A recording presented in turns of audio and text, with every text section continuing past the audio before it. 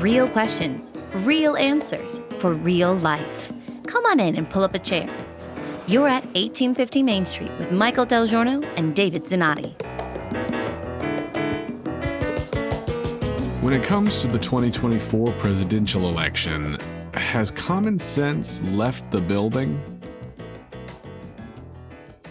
So we're talking on the radio on your morning show, which is more than your morning show. It is your morning show with Michael DelGiorno. That's the name of the program. The name we chose so that I have no ownership of it. And then when people refer to it, it's like assigning ownership. It's a tricky name. It's a fun name because yours as in belongs to the listeners. That's exactly right. It's a different approach. But a lot of times we want to take some of those conversations deeper. And we got into something recently regarding the upcoming election. And I know we broke some ground that people would be thinking, whoa, okay. Well, it's not fun telling people something they don't want to hear. Well, because it completely breaks outside the boundaries of where the whole discussion is being pushed into. So let's talk about where it's being pushed into. And that's the idea that Trump is the inevitable nominee. And I personally believe, I think you do too, but I personally believe that the polling data that's out there right now is designed to cause people to believe that Donald Trump is the inevitable candidate of the Republican Party. The American media uses inevitability, the tone of inevitability, constantly, consistently. Campaigns use it all the time. So the media wants us to believe that Donald Trump is the inevitable nominee, and they are selectively amassing polling data to prove that. Now, they might be completely upside down and be shocked out of their minds after Iowa and New Hampshire, but maybe they got it exactly right. Maybe that's not the case. But the idea is that the momentum is toward Trump. So first question that people have to come to terms with, I've got to come to terms with. Does the media, first off, is the media moving in lockstep? Are they all in the tank on one position or the other? Have they made their decisions? Have the corporate leaders decided what the outcome of the election is going to be? The big 9 companies, the 6 that control most of all traditional media, and then the 3 that control all of social media. Have they decided who they want to be the next president? I say yes. Past his prologue, they've always known by this time. Why wouldn't they this time? You know what I mean? A year out, they've all... So how about Wall Street? Who does Wall Street want? You know, Wall Street is the one intangible that I think needs to be kept into perspective. In other words, Wall Street hates uncertainty. Yeah, but those are the investors. Those are the shareholders. I'm talking about the people that own Wall Street. They're going to adapt no matter what. Okay. And I'm going to contend that they'd be very happy with the Democrats because that's what they've got. That's what is predictable. Well, yeah, because of uncertainty. That's the point I was going to make. Okay, yeah. Gotcha. Yeah, okay. You got to understand, they just want certainty. And so even more of the same they can deal with. What they can't deal with is I don't know what's going to happen. Yeah, but they also want certainty and they want control. Wall Street has massive funding invested. But I'm not talking about Wall Street. We're talking about all these big, massive firms. Yeah. Whether it's Vanguard or BlackRock or there's Fidelity, or whether it's Warren Buffett. These people want control. Like they've got a stake in the energy game, and they don't want to go back to fossil fuels because they see a tremendous way to make a boatload of money by monkeying around with American. Yeah, exactly. And there's no new money and there's no new control in oil. There's control in new money and new technologies. And they figured out that climate change for Wall Street is a sandbox. It's a blast because they can manipulate and they can play games, and it's all about them getting their fees. It's all about them getting their services because in the end, Wall Street never loses. Well, we did Proterra, which is kind of like Joe Biden's Solyndra. Solyndra, of course, was in the solar panels, and they got all this money from the government as well as from capital investments. And then, of course, the whole thing goes bankrupt. And the government doesn't mind because they were trying to push an agenda and it was your money they lost. And now they're doing the same thing with electric buses that are failing miserably. They have all kinds of technical problems, battery problems, long charging time problems. They take somebody from their board, make her energy secretary for Biden, then they write him a check for $500 million, and now even they're going under. So they played. This is like round 2 of the same thing. This is Solyndra all over again. Yeah, and on your morning show, we basically said you're not comfortable with the word shame, and I think I know why. It's a long Catholic background and a long Italian background. Sure, it was the tool. It was a tool that was always used. My grandfather, the worst thing you could hear my grandfather say to you was "shame on you." Yeah. All right. So people don't realize that, and we throw it around. The expression is "fool me once, shame on you," because you should have known better and you took advantage of me. Fool me twice, shame on me. I should have known. That's a good statement. Yeah. So, but that's what was the theme of the show. And so when people say they wouldn't do COVID again, would they? They are. If you're following the news, the trickle is already there, just like it was the November before the first COVID. Yeah, that's actually a base rallier for them. Yeah, mail-in voting, they wouldn't try that again. Oh, yes, they're going to. Oh, they wouldn't do cylinder again. But yes, they've already done it with Proterra. Hey, time out here. I'm banging on the table. My coffee's spilling. Okay, let's get something straight about mail-in voting. This is rock solid. This is now reality. 50% of the vote will be mail-in and early vote, at least 50%. Period. End discussion. The threshold that was crossed in 20, we're never going back. And one of the things that makes me insanely crazy about that is watching how the Democrat machine, with all the funding that they have from the Billionaires Club, George Soros, Bloomberg, Pritzker, all these billionaires and the Center for American Progress, the Soros Network, they have turned early voting and mail-in ballot. These are corporations for them. They fund nonprofits that make great money doing this stuff, employing people to do this stuff. It's a business for them.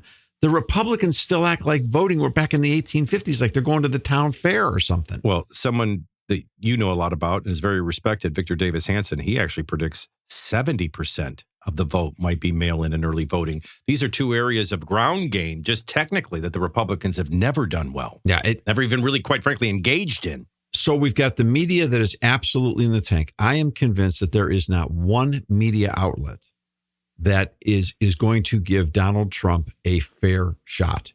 Not one. And I'll take it a step farther. And if Trump somehow is taken out of the picture, steps out of the picture, it doesn't matter whether it's DeSantis or Haley or whoever it is. They'll basically utilize the same energy, different playbook, different pages, but they'll utilize the same energy and make sure that whoever the Republican nominee is gets no chance whatsoever to make their case to America. I feel like, and I don't think this is just discernment, this is observation. I feel as though afoot is a "now yous can't leave." The line from Bronx Tale that Sonny delivers. I feel another one is afoot. We saw them do it with abortion. There's a trap, yeah. Yeah, but there's a trap here. And so they've got everybody thinking, I mean, today, I don't think these are news cycles. These are narrative cycles. But that's a whole other long conversation and a deep dive in 1850. But they want everybody to think, Trump's within 4 points of Minnesota. Are you kidding me? Minnesota? That's like being within 4 points of Putin in Moscow. All right. So, they're just everybody. The hubrisness is building. And I get a feeling of a "now yous can't leave," because not so much Wall Street, I don't know. But I think major corporations, certainly all the big six media that controls virtually every channel that we're listening to and watching, they're on board with it. The left is on board with it. Soros and Podesta are on board with it. They want Donald Trump. And they know that if you think, well, Donald Trump can beat Joe Biden, we got to get behind Donald Trump, then they get the opponent that they need to energize their base because they make him the boogeyman.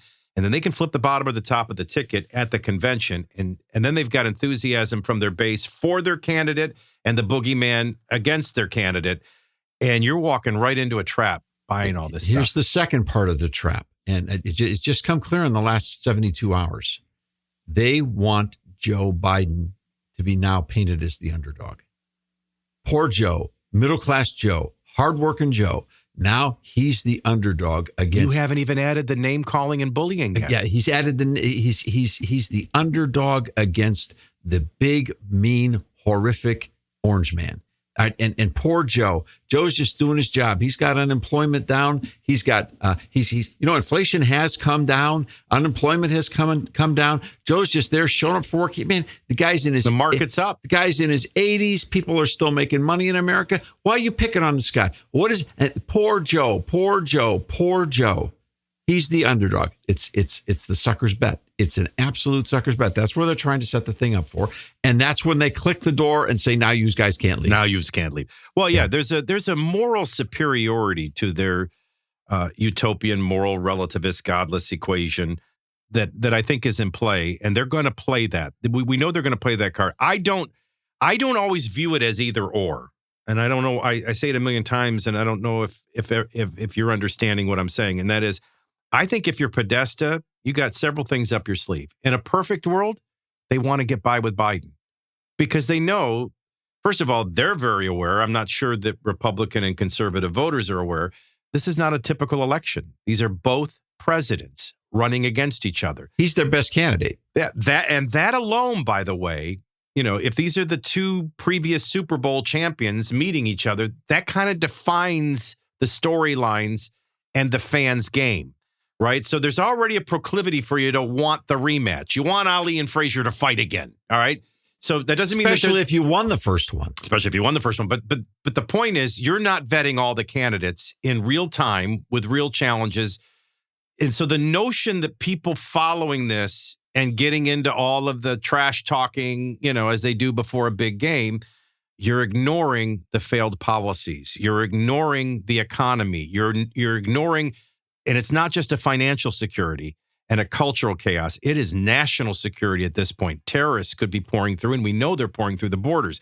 Those that are smuggling in the human beings and trafficking and the drugs that are leading to overdoses are pouring through. So it's an issue of national security, the open borders failure. You've got the trillions of dollars from COVID and the continued deficit spending that is feeding the inflation, which is double taxing everybody. Time out. We're starting to sound like Sean Hannity. The list of the 50 things he says every single night. But they will ignore all that. They will play the boogeyman game you're describing, and that will determine the outcome. Okay, so this is what I said when we talked this morning.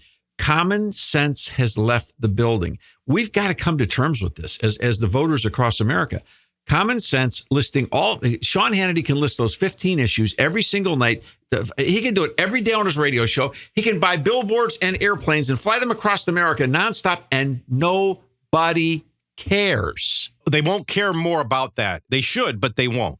Right. This election, I shouldn't say nobody cares. A lot of people care, but not enough. People care. Not enough people care. And the reason that's going to be is because this is going to be a junior high school student council election. Bingo. This is a personality cult election. This is Donald Trump bad, Joe Biden good. But most Republican and conservative voters, they think everybody's getting that. And these polls are feeding that notion and feeding the electoral college map of 2016 over 2020. So they're going to come with confidence behind this one candidate, thinking they're going to win. In fact, my greatest fear consistently is I will be able to tell you how they're going to win now and defeat Donald Trump. It'll happen just the way I say it, and everybody's going to still think fraud, and they're going to play right into their hands twice, and they could get anarchist and true insurrection. And then you got all conservatives are the boogeyman, not just Donald Trump. Well, if anyone's stupid enough to take that path, stupid should hurt, and it will. It's not the answer. It's simply not the answer. The answer is to wake up to reality now. And here's the toughest thing, Michael. I know this reality isn't pleasant. I know it cuts against everything we've been trained to do, like a dog in a Pavlov study. We've been trained to bark, roll over, sit, play dead, and follow and do whatever the race for the presidency dictates. It's an absolute failed strategy. It's the perfect strategy for the people who want to take over the country. There is we were always going to be defeated from within. But the reason that strategy can't possibly work is because while we're rolling over and playing dead for the presidency, Soros, Podesta, and all of the Democrat machine, which is owned and operated, funded and paid for by George Soros, is basically winning all the seats that they need to win in the House and the Senate. They can have the presidency until the Republic ends. But if they don't have the House and the Senate, there's a good chance the Republic doesn't end. The problem is we go willy-nilly into that cultic persuasion every single time. What percentage of Republican conservative voters are focused on a House race versus the presidency? What percentage of Republican conservative voters know the name of their House member and their two United States senators? Quickly. That's how you keep like a hotshot stumbling into a bar thinking you can wreck the place and pour beers over the bartender's head, and the door locks and you're informed, now you can't leave. That's how you walk into that. Yes. Because ignorance is bliss till consequence arrives.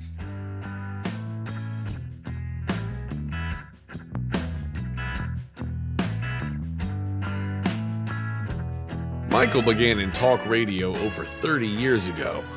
David has been working in the field of public policy and media for over 40 years. They've been around and seen a lot. To learn more about Michael and David, visit 1850mainstreet.com. All right, so what we're really saying to each other is this is real, but it's not on anybody's radar. The narratives and the bait they think is real is narrative, illusion, and setting you up into a trap. But how do I tell you this without you just dismissing it, saying, oh, look at the polls, look at the economy. The guy can't even talk. He's falling over. You're crazy. Well, there's a certain percentage of reality, and now there's some things that Soros and Podesta can't control. If something, and this would be tragic, and no one's wishing this, we pray for the president's health. That's the right thing to do. Pray for those in authority over you. But if Biden has a health issue that suddenly exposes he's in much worse shape than we've been led to believe, that changes the whole dynamic. Plop in Gavin Newsom. How's that a problem? You have that up your sleeve. But no, the point is it changes the whole strategy. But see, this is not the same strategy. This is not poor Joe, underdog Joe. Joe. It is not the game. Now you've got a whole time where you've got to deal with all of that. That would play into Trump's hands at this stage in the game. They want Biden, whatever it takes, to get it through the next 9 months, the next 10 months, and get elected. Then they'll make their play. Because he's got the plane, he's the underdog, they can make it work. It fits better. And Biden is their best candidate. Because, look, he's as vanilla as the ice cream cones that he eats. He's just the guy they can push and move and push and move. And everything now then will be voting, it will be all of the voter suppression. And their play is voter suppression. They'll get their base out. Trump will get their base out for them. And then they have plenty of aces up their sleeve in regards to how to get their base out. But the reality is, as long as Trump's the person then their plays in, and Biden is their perfect choice. He is their perfect choice. But something could happen they don't anticipate. And Biden be out of the picture. Now then the problem shifts back to them. I think what makes them predictable, and I can say this about Republicans too, because I'm in the middle. I'm a free agent, so I don't have to pick a side. But what Democrats traditionally do that makes them predictable is the same play, and I don't blame them. I'd call it every time until somebody stops it. Nobody's ever stopped the mail-in voting. Nobody's ever stopped getting the early voting. So if they can harvest and register voters and ballots, and they can get people out, they outplay you on the ground game, because it doesn't matter what the courtroom of public opinion says in a poll, especially a poll doesn't even include Robert Kennedy or other elements that may be involved in it. I actually think the biggest thing that could thwart their plan is third-party influence, and they can't get to 270. Then that control of Congress plays really big. Theoretically, you're completely right. But I would tell you that there's, and to use the football analogy, I know the toss sweep is coming. They may do something with personnel. They may do something with a receiver in motion, take somebody out of the backfield, spread you out. But I know the toss sweep is coming. Now, the formation changes or the personnel changes could be a little bit of COVID fear, a little bit of, to manipulate. I still think, though, this may be where you and I aren't on the same page. I would still play the game you're describing with Biden, let Donald Trump beat on him, call him names, cross the line, make him into the underdog and poor old Joe. And I would still make the switch at the convention, because then you've got two fuel tanks. You got the biggest fuel tank that is the anti-Trump boogeyman, and you've got fresh new leadership that energizes your base, because they do have a problem that they are hemorrhaging black voters. I believe that, and Hispanic voters, because they're completely immoral, and Hispanic people are very hardworking and moral and faith people.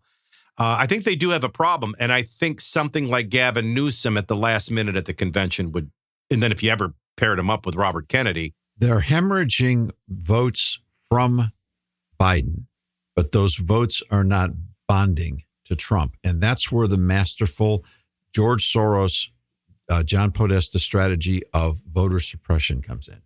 Those people that are disaffected, they will make certain stay home, because they will so bury Donald Trump in the realm of vindictives that even though someone may not support Biden, They're not going to switch to Trump. And that's the problem. The formula for the Republicans to win requires that they get out their complete base, which is smaller than the base that's dependent upon the administrative state. I think that's their biggest problem. Getting out their base? Getting their base out is going to be a problem. If it's Donald Trump, there is a percentage of Republicans that are never Trump. All right. And it's a small percentage. There's a lot of people that, their biggest problem. What if they don't get Trump? You'll never get the 35% that support Donald Trump to unite with the party, especially with the. Maybe not. But if Trump gets the entire base out, they're still down at least 12 points. Before they get to the independents. And if people who are disaffected with Biden either go to an independent candidate, which I don't think that they will, I think that RFK Jr. hurts the Republicans far more than he hurts Biden. So if he's in the game, that's another factor, and you're quite right about that. But what ends up happening is those disaffected Hispanics, those disaffected black votes, they are not going to go and vote for Donald Trump. They're just not going to vote. And that's where the personality cult politics takes over. And this is, so somebody wrote in and asked us, okay, so are both going to get the same amount of votes? They're going to get fewer votes. I think it's almost a foregone conclusion that Biden will get less votes this time than he got last time. It's the same pattern Obama exhibited. But Obama won with a bigger electoral college margin, even though he was 4 million votes short on his second run compared to his first one. How did he do that? Tighter targeting, better electronic surveillance, if you will. They knew exactly what they were going for. And MIT studied both campaigns. This was kind of a joke around the Obama campaign in the second time on the reelect, that they not only knew how many votes they were going to get, they not only knew where those votes were coming from, they could just about tell you the name of the person walking in because they had so carefully targeted and micro-targeted where they wanted those votes to come from. So I don't think there's any question that the voter turnout situation goes, even though Biden has fewer votes, it'll be a better targeted. They know how to do this. They've done it before. Trump will have less votes too. I don't think he'd get 75 million. I don't think you'll see the turnout on the rematch. I think what you're describing is what I see and feel and discern. And that is, most voters believe that this is Donald Trump 2016 and 2024. But it's not. He's Hillary this time. So all the indications are it's a cakewalk. It's a foregone conclusion. I get it. He can't lose.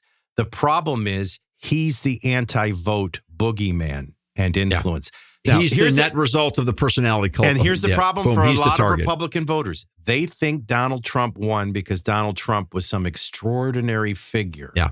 No, Donald Trump probably won because he wasn't Hillary Clinton. This time, Joe Biden, it's inconceivable to them that somebody this old and cognitively impaired and who's made all these mistakes could win, but he can. Because this time, Donald Trump doesn't know it, but he's the Hillary Clinton. Common sense has left the building. The media is completely in the tank.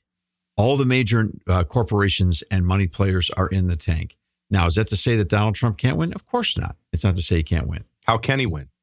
He's going to have to outspend them 2-1. If they spend $2 billion, he's got to spend $4 billion. That's going to mean $2 billion out of his own pocket. Secondly, he's got to start this game in January. He can't be if he doesn't start on the longest field possible, he won't have time to beat these guys.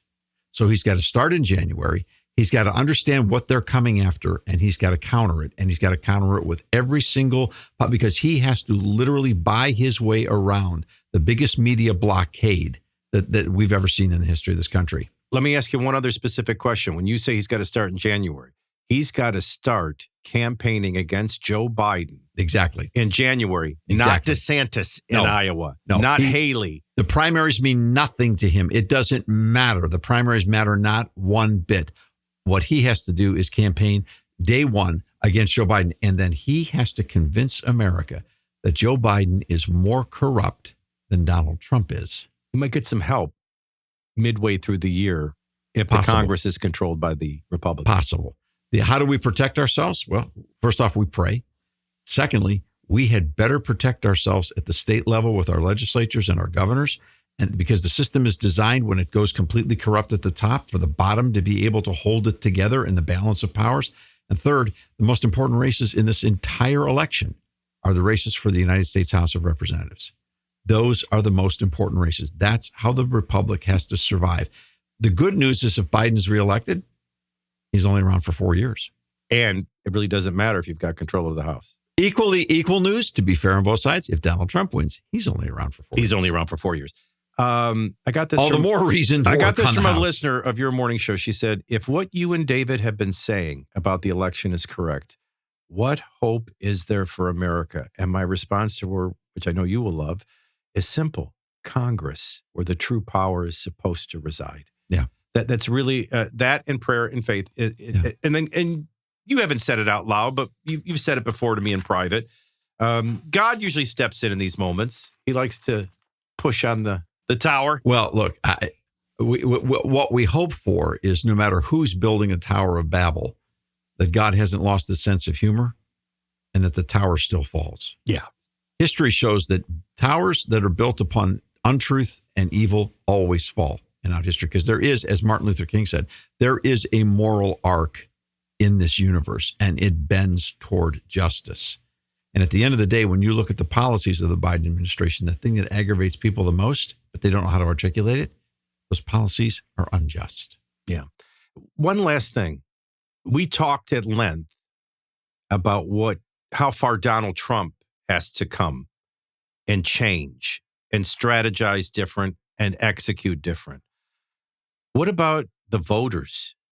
Because I know when we had this conversation on your morning show, it probably struck people like we were crazy. They've got some maturing to do. We've got to awaken from the fact that we are, in biblical terms, we're old wineskins. The reality is we can't even handle the truth of Article 1 in our own Constitution because we've been so addicted to Article 2. We've been so persuaded that the executive branch rules reality. We have been completely programmed, and we've accepted that. It's a game of hero worship. And we have to understand, we got to change our minds and understand how America works and then do the hard work of making it so. Now, or we can wait until the whole thing collapses and then the work will be 100 times more difficult. And heavier. But Kathy is an indication of that, right? Wait a minute. If what you're saying is true and Donald Trump doesn't become president, then what? Yeah, exactly. Where's the end of the movie? Where's the hero riding in over the hillside and us all riding out into the sunset with the hero? I mean, I almost want to answer, and even if he wins, then what? Yeah. Guess what? He's still got to have a Congress. Yeah. I mean, and I don't think he'd fall for COVID a second time. I think he'd get back to securing the border. There'd be some right, but still, ultimately, Congress still has the power. I have a feeling that people, if we keep at this long enough, we're all going to see it. We're going to see what's being done to us. And maybe that's the great news of all of it. Maybe we'll change our minds and we'll put our priorities back in the right place.